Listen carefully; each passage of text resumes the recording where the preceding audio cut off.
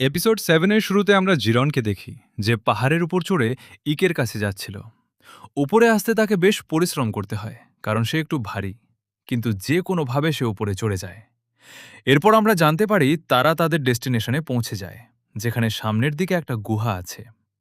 সেখানকার জিনিস দেখে ইকে বলে, হ্যাঁ, হয়তো এটাই সেই ন্যাচারাল নাইট্রে। এরপর আবার শহরে ফিরে আমাদের ডোয়ার্ফদের দেখানো হয়, যারা বেশ পরিশ্রম করছিল। তারা মিলে ফায়ার আর্মস তৈরি করে ফেলেছে। সেই মেয়েটা সব ফায়ার আর্মস একসাথে জড়ো করে রাখে। আমরা দেখি ডেমনরা সেই ফায়ার আর্মস চালানোর চেষ্টা করছিল। তারা দেখে যে শুট কোট করার সাথে সাথেই সামনের বোর্ডটা বেশ সহজেই ভেঙে যাচ্ছে। এটা দেখে জিরনও বেশ অবাক হয়ে যায়, কারণ এই জিনিসটা এতটাই পাওয়ারফুল। অন্যদিকে আমরা ইকের অফিস দেখি, যেখানে এখন আলাদা আলাদা ডেমন একসাথে জড়ো হয়েছে। একজন ডেমন ইকেকে জিজ্ঞেস করে, তুমি সিটির গেট এত তাড়াতাড়ি কিভাবে ফিক্স করলে? তুমি কি কোনো ম্যাজিক ব্যবহার করেছ? তখন ইকে বলে, আমি মানুষদের শিফটে কাজ করিয়েছি এবং তাদের পয়সাও দিয়েছি। এই কারণে তারা এত তাড়াতাড়ি কাজ করছে। এটা শুনে একজন ডেমন বলে, এই পদ্ধতিটা তো বেশ ভালো। এতে তারা নিজেদের ইচ্ছায় কাজ করবে এবং বেশ ভালো কাজও করবে। ঠিক তখনই আমরা দেখি সেখানে একটা বড় ডেমন দেয়াল ভেঙে চলে আসে এবং বলে, এই জায়গাটা তো বেশ ছোট। তখন ইকে বলে, এমনটা এই কারণে, কারণ এই জায়গাটা মানুষদের জন্য বানানো, ডেমনদের জন্য নয়। ইকেকে দেখে সেই ডেমন তাকে ভাইস কমান্ডার বলে ডাকতে থাকে। তখন ইকে বলে, তুমি আমাকে ইকে বলে ডাকতে পারো। যার উত্তরে সেই ডেমন বলে, না, এখন তুমি ভাইস কমান্ডার, তাই আমি তোমাকে সেভাবেই ডাকব। আর মনে হচ্ছে সবাই জড়ো হয়ে গেছে, তাহলে চলো মিটিং শুরু করি। এরপর তারা মিটিং শুরু করে, যেখানে সেই মেয়েটা সবাইকে জানায় যুদ্ধের উপর সেফিরোর পুরো কন্ট্রোল আছে, তাই সবাইকে ইকের অর্ডার মানতে হবে। এটা শুনে সব ডেমন বলে, আমাদের এতে কোনো সমস্যাই নেই। আর এমনিতে আমরা শুনেছি তুমি বাডুকে হারিয়েছ, এটা তো বেশ দারুণ ব্যাপার। তারা বলতে থাকে, আমরা তিনজন মিলে অবশ্যই তোমার অর্ডার মানব। এটা শুনে ইকে তাদের ধন্যবাদ জানায়। ঠিক তখনই সেই বড় ডেমন জানায়, আমি শুনেছি শত্রুদের আর্মিতে 12,000 সোলজার আছে, কিন্তু আমাদের কাছে মাত্র 2,000 সোলজার। আমরা কিভাবে হারাবো? তখন আরেকটা ডেমন বলে, আমরা সরাসরি গিয়ে তাদের মেরে ফেলব। এটা শুনে ইকে সেই ডেমন, মানে সেই ওয়্যারউলফকে বলে, আমাদের আর্মিতে এলিট ওয়্যারউলফের ব্রিগেড নেই, তাই আমার মনে হয় না এমনটা করা পসিবল হবে। এটা শুনে ডেমনরা এই কথায় একমত হয় এবং বলে, তাহলে নাইট রেড সম্পর্কে কি বলার আছে? তখন ইকে বলে, আমরা শিওর যে শত্রুদের কাছে ম্যাজিশিয়ান থাকবেই এবং তারা অবশ্যই ইলুমিনেশন আর ডিটেকশন ব্যবহার করবে আমাদের ধরার জন্য। এটা শুনে সব ডেমন বলে, এটা তো বেশ বড় সমস্যা। তাহলে তুমি এটা কিভাবে সলভ করবে? তখন ইকে বলে, আমি সবার সাথে এখানেই লড়ব, কারণ শত্রুদের আর্মি একটা বড় আর্মি। তাদের ক্রাম্বল করা হয়তো একটু সহজ হবে যখন তারা পুরো জোশে থাকবে। তখন আমরা তাদের ক্যাচ করে আক্রমণ করব। আমি চাই এই যুদ্ধ যত তাড়াতাড়ি সম্ভব শেষ হয়ে যাক এবং বেশি মানুষও মারা না যাক। পরের দৃশ্যে আমাদের শত্রুদের আর্মি দেখানো হয়, যারা এখন এখানে লড়তে আসছে। অন্যদিকে আমরা শেসেটি আর জিরনকে দেখি, যারা এখন সেখানে পরিষ্কার করছিল। সেটি ইকেকে বলে, এই যে সিটি আছে, সেটা এখন অনেক বেশি সবুজ হয়ে গেছে। তখন ইকে বলে, তাহলে তোমার ভয় লাগছে না? সে বলে, কিছু মানুষের ভয় লাগছে, কিন্তু আমার নয়, কারণ আমার জানা আছে যত ডেমন আছে তারা এই জায়গা প্রোটেক্ট করতেই এসেছে, তাই না? সবাই ভালো, বন্ধুরা। এটা শুনে জিরনও বলে, হ্যাঁ, মানতেই হবে, এখানে কোনো খারাপ মানুষই নেই। তখন সেটি বলে, হ্যাঁ, একদম ঠিক বলেছ। কারণ এখন আমি লড়তে পারবো না, তাই আমি খাবার বানাতে সাহায্য করব। যার উত্তরে ইকে বলে, এখন অনেক বেশি সোলজার চলে এসেছে, তাদের জন্য খাবার বানানো বেশ কঠিন হবে। সেটিও বলে, হ্যাঁ, তুমি ঠিকই বলছ। তখন ইকে বলে, আমি ভাবছি আমরা এমন একটা খাবার বানাই যা একটা বড় গ্রুপ অনায়াসেই খেতে পারবে। সেটি বলে, স্যুপ কেমন হবে? ইকে বলে, না, স্যুপ ঠিক হবে না। এরপর সে বইয়ে গিয়ে কিছু খাবারের রেসিপি খুঁজতে শুরু করে, যা দেখে সেটি তাকে বলে, আপনি কষ্ট করবেন না। যার উত্তরে ইকে বলে, না, আমাকে করতে দাও। খাওয়া দাওয়া করলেই মানুষদের ভেতরে অনেক প্রাণ শক্তি আসে, আর তাদের খেয়াল রাখা আমার কাজের একটা অংশ।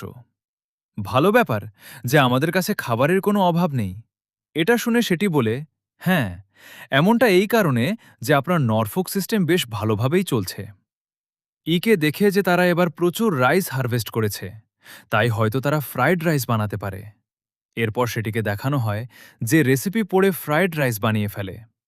তখন ইকে নিজের মাস্ক খুলে সেই খাবার টেস্ট করতে যাচ্ছিলই, কিন্তু ঠিক তখনই জিরন চলে আসে এবং ইকেকে বলে, একাই খাবে নাকি? আমাকে খাওয়াবে না? তখন তাদের সেই খাবার জিরনকেও খাওয়াতে হয়। ইকে বলছিল, এই ফ্রাইড রাইস বানানো বেশ সহজ এবং এটা বেশ তাড়াতাড়িই তৈরি হয়ে যায়, তাই এটা সব গ্রুপের জন্যই বেশ ভালো হবে। এরপর আমরা দেখি সেখানে লিলিত চলে আসে এবং সেও ফ্রাইড রাইস টেস্ট করে এবং তার বেশ ভালো লাগে। জিরনেরও বেশ পছন্দ হয়। এরপর লিলিত সেটির কাছে আরও খাবার চায়। তখন সেটি তাকে একটু বেশিই খাবার দিয়ে দেয়, যা দেখে লিলিত রাগান্বিত হয়ে যায় এবং বলে, তুমি কি চাও আমার ওজন বেড়ে যাক এবং ইকে আমাকে পছন্দ না করুক? সেই সময় তারা এভাবেই আপোসে ঝগড়া করছিল, ঠিক তখনই জিরন ইকেকে বলে, আপনি খাচ্ছেন না? ইকে বলে, না, আমি পরে খাবো। তুমি বলো, তোমার এই খাবার কেমন লাগলো? আমাদের আর্মি কি এই খাবার খেতে পারবে? জিরন বলে, হ্যাঁ, এই ফ্রাইড রাইস বেশ টেস্টি, আর আমার পুরো বিশ্বাস আছে আমাদের আর্মির এই ফ্রাইড রাইস বেশ পছন্দ হবে। এটা শুনে ইকে খুশি হয়ে যায়। এরপর সে ভাবে, মনে হচ্ছে সব ডেমন রেডি, দেয়ালও মেরামত হয়ে গেছে, আর আমাদের ওয়েপন্সও তৈরি। পরের ধাপ হল আমাদের স্ট্র্যাটেজিকে অ্যাকশনে ফেলা। এরপর কিছুটা সময় বিত্ত যায়, যেখানে একজন ডেমন নজরদারি রাখছিল এবং সে দেখে শত্রুদের আর্মি চলে এসেছে। তাই সে সিগন্যাল দিয়ে সবাইকে সতর্ক করে দেয় যে রয়্যাল অ্যালায়েন্স এসে গেছে। এটা শুনে শহরে যত মানুষ আছে তারা তো বেশ ভয় পেয়ে যায়, কিন্তু যত ডেমন আছে তারা লড়তে প্রস্তুত হয়ে যায়। অন্যদিকে জিরনও এসে ইকেকে জানায় শত্রুরা চলে এসেছে। তখন ইকে সবাইকে নিয়ে ক্যাসেলের কাছে চলে আসে, যেখান থেকে তারা শত্রুদের দেখবে এবং আক্রমণ করবে। ইকে তার সব সঙ্গীকে বলে, যদি আমরা হেরে যাই তাহলে এই রয়্যাল অ্যালায়েন্স আর্মি আর্সেনালও আক্রমণ করবে, আর এমনটা আমরা কিছুতেই হতে দিতে পারি না। এখানকার শহরে যত মানুষ থাকে তাদের আমাদের প্রোটেক্ট করতে হবে, যা কিছুই হোক না কেন।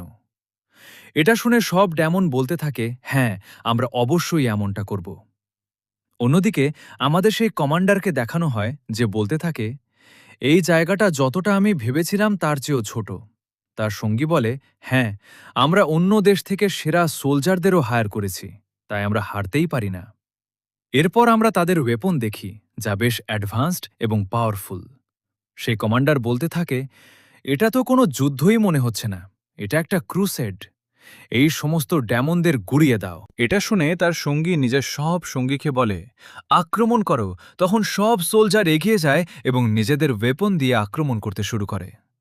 তারা সেই সব ডেমনদের উপর পাথর আর তীর দিয়ে আক্রমণ করতে শুরু করে। সেই আক্রমণ ডেমনদের গায়ে লাগতেই যাচ্ছিল, কিন্তু ঠিক তখনই ইকে নিজের পাওয়ার ব্যবহার করে সেখানে একটা ব্যারিয়ার লাগিয়ে দেয়, যার কারণে কেউই আহত হয় না।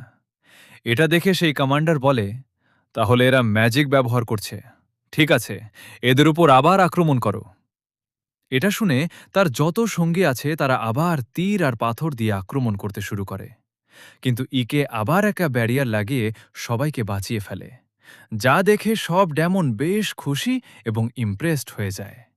ইকে বলতে থাকে, এরা তো বেশ অদ্ভুতভাবে আক্রমণ করছে, ভালো ব্যাপার, এতে আমি আমার প্ল্যান কাজে লাগাতে পারব। লিলিদ আর জিরনও তার প্রশংসা করতে শুরু করে এবং বলে, আমরা তোমার কাছ থেকে এটাই আশা করেছিলাম, শেষমেশ তুমি ডিমন লর্ড আর্মির সবচেয়ে স্ট্রংগেস্ট। এরপর ইকে মনে মনে ভাবতে শুরু করে শত্রুদের পরের মুভ কি হবে। ঠিক তখনই সেই কমান্ডার বলে, আবার সেই একই আক্রমণ করো। তার সঙ্গীও বলে, ঠিক আছে, এবং তারা আবার সেই পাথর আর তীর দিয়ে আক্রমণ করে, যা ইকে আবার ব্যারিয়ার লাগিয়ে আটকানোর চেষ্টা করে। সেই সময় লিলিত বলতে থাকে, এটা তো একদম পয়েন্টলেস, আসলে তারা এমনটা কেন করছে? বারবার একই জিনিস, তারা বোকা মনে হচ্ছে। আমরা দেখি ইকের ব্যারিয়ার তাদের আক্রমণ আটকাচ্ছিল, কিন্তু ঠিক তখনই হঠাৎ করে ইকে শত্রুর দিক থেকে একটা অদ্ভুত আলো সেন্স করে এবং তার ব্যারিয়ার আস্তে আস্তে সরে যেতে শুরু করে। যার কারণে সেই পাথর আর তীর ভেতরে ঢুকে যায় এবং সব ডেমন মানে ইকের আর্মির গায়ে লাগতে শুরু করে। ইকে দেখে যে তার ব্যারিয়ার আটকানোর পেছনে আর কেউ নয়, বরং ম্যাজিশিয়ানরাই আছে।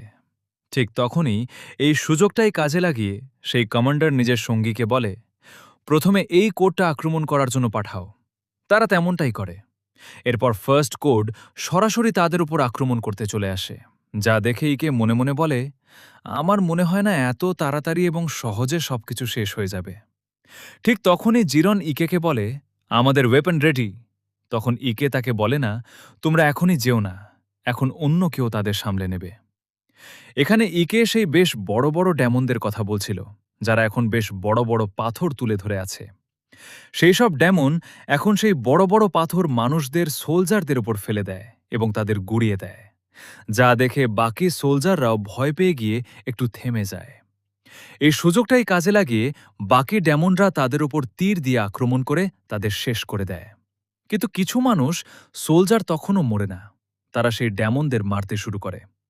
এরপর তারা সিঁড়ি লাগিয়ে সরাসরি তাদের ক্যাসেলের ভেতরে চড়ার চেষ্টা করতে থাকে এবং সরাসরি উপরে চড়ার চেষ্টা করে। কিন্তু যে ডেমনরা আছে তারাও তাদের বেশ চেষ্টা করে আটকানোর চেষ্টা করছিল, যার কারণে অনেক সোলজারও মারা যাচ্ছিল এবং অনেক ডেমনও মারা যাচ্ছিল। এটা দেখে সেই লোকটা বলতে থাকে, ডেমনরা তো বেশ রেজিস্ট করছে, কিন্তু আমরা যদি এভাবেই আক্রমণ করতে থাকি তাহলে আমরা তাদের বেশ শীঘ্রই হারিয়ে দেব। ঠিক তখনই সেই কমান্ডার বলতে থাকে, আমার খাবার খেতে হবে, তাই চলো তাড়াতাড়ি এসব জিনিস শেষ করি। তার সঙ্গী বলে, ঠিক আছে, কিন্তু আমরা কিভাবে শেষ করব? তার কমান্ডার বলে, আরেকটা ক্যাটাপুল্ট করে। তার সঙ্গী বলে, কিন্তু এতে তো আমাদের সঙ্গীরাও আহত হয়ে যাবে। তার কমান্ডার বলে, এতে আমার কিছুই ফারাক পড়ে না। এটা শুনে তার সঙ্গীও বেশ অবাক হয়ে যায়, কিন্তু না চাইতেও তাকে আক্রমণের অর্ডার দিতে হয় এবং তারা সরাসরি আক্রমণ করে সেই ডেমনদের উপর হামলা করে। কিন্তু সেই সাথে তাদের নিজেদের মানুষ সোলজারদের গায়েও পাথর আর তীর লাগতে শুরু করে। এই সব কিছুর কারণে সেই ক্যাসেলের যে দেয়াল ছিল সেটাও পুরোপুরিভাবে ভেঙে যায়, যা দেখে সেই মেয়েটা বেশ অবাক হয়ে যায় এবং বলে, এই মানুষরা তো কতটা খারাপ, এরা তো নিজেদের সঙ্গীদেরই মারছে। সবার এমন বাজে অবস্থা দেখে ইকে তো সেই কমান্ডারের ওপর বেশ রাগান্বিত হয়ে যায়, কিন্তু তবুও সেই কমান্ডারের কিছুই ফারাক পড়ে না। সে আবার আক্রমণ করার জন্য বলে। এরপর আমরা দেখি তার দ্বিতীয় স্কোয়াড এখন এগিয়ে গিয়ে আক্রমণ করতে শুরু করে এবং তারা সরাসরি দেয়ালের ভেতর দিয়ে ঢুকে টাউনের ভেতরে যেতে থাকে, যা দেখে লিলিথ বলে, এটা তো বেশ খারাপ ব্যাপার। সে এখন সব ডেমনকে বলে, এদের ভেতরে ঢুকতে দিও না। এটা শুনে সব ডেমনও বাইরে চলে আসে এবং তারা সবাই মিলে সেই মানুষ সোলজারদের সাথে লড়তে শুরু করে। অন্যদিকে আবার ইকেকে দেখানো হয় যে এখন বেশ রাগান্বিত হয়ে দাঁড়িয়েছিল। অন্যদিকে আমরা সেটিকে দেখি যে সব আহত ডেমনদের চিকিৎসা করছিল। এবং এখানেই এই এপিসোড শেষ হয়ে যায়। পছন্দ হয়ে থাকলে চ্যানেলে লাইক করে দিও, নতুন হলে সাবস্ক্রাইব করে দিও। দেখা হবে পরের এপিসোডে, তবে তার আগে পর্যন্ত বাই বাই।